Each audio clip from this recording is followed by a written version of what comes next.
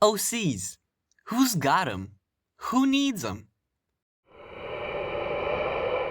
Listen, I gambled away the budget for a proper intro. I have this character, they need a redesign. That's what the video is about.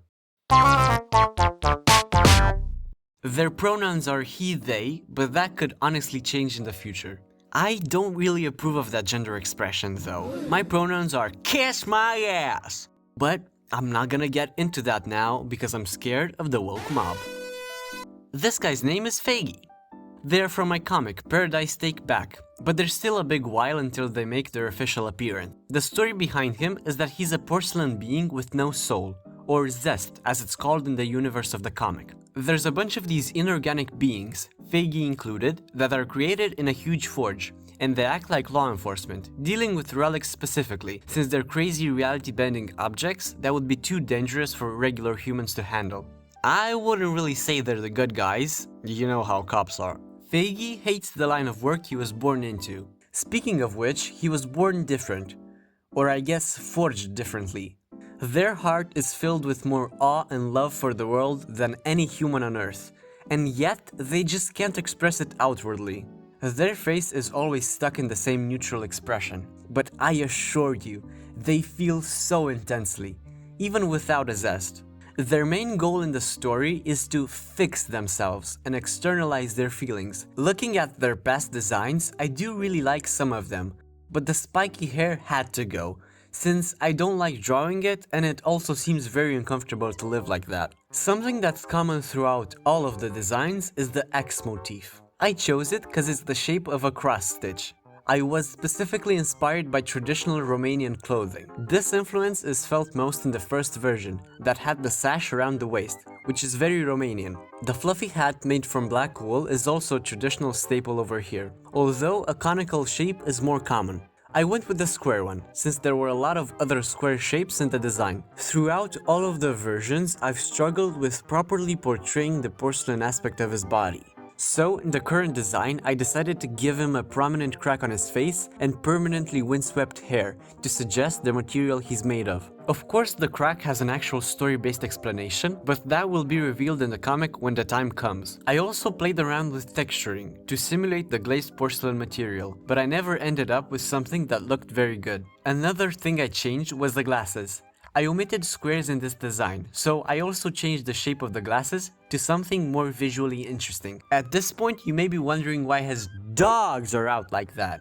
Well, he doesn't feel temperature. I'm undecided if he shouldn't feel any sensations at all, or if he should feel some, but in a muted way. I'm having this dilemma mainly because I want him to feel pain. It's just a very potent feeling from a writing perspective. I am not beating the OC artist allegations, but I am beating my no. I will make my children face the horrors. In the end, his outfit went from Romanian to French with that beret. I guess I'm a fraud and a traitor to my country, and Maya Sandu will deport me. Back to the design, something I love doing is making my characters ambiguous in their gender. And so I put him in this traditionally feminine outfit. It's mostly because I can't get enough of that fur. I also thought that the contrast between the exposed belly and the scarf contributed to the fact that he doesn't feel temperature and just wears whatever brings him joy. I'm certain no one noticed this, but he doesn't have any symbols on his cheeks, like all my other characters. And that's intentional. The symbols are a physical manifestation of someone's zest. So, for example, when they die, the symbols would fade. That's about it for the design notes.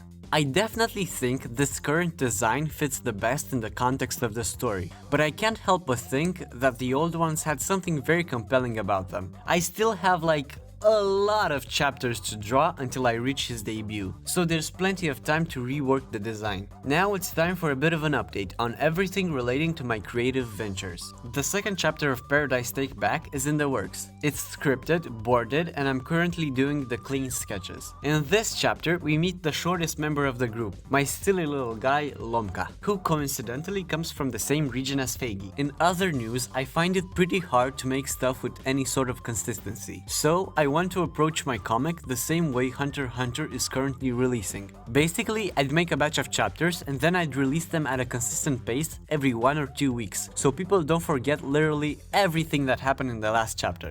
I'm also hoping this would help cultivate interest in the comic, its release being a fun thing to look forward to on Saturday, or whatever day I'd choose to release it on. This also allows me to make little trailers for each batch of chapters or each arc, which is more hype for everybody. Listen, just because consistency has evaded me in the past, doesn't mean that it's gonna be like that all my life. And I genuinely do want to make a change and be consistent in spite of it all. Anyways, you've heard me ramble long enough. Here's the final design. Let me know if you prefer this one that I put my whole pussy into, or the old, messy ones. If you choose the latter, be sure to mention in a comment that I've regressed as an artist and I should end my stupid little life. I'm looking forward to your opinions. See you in like 4 months with my next video.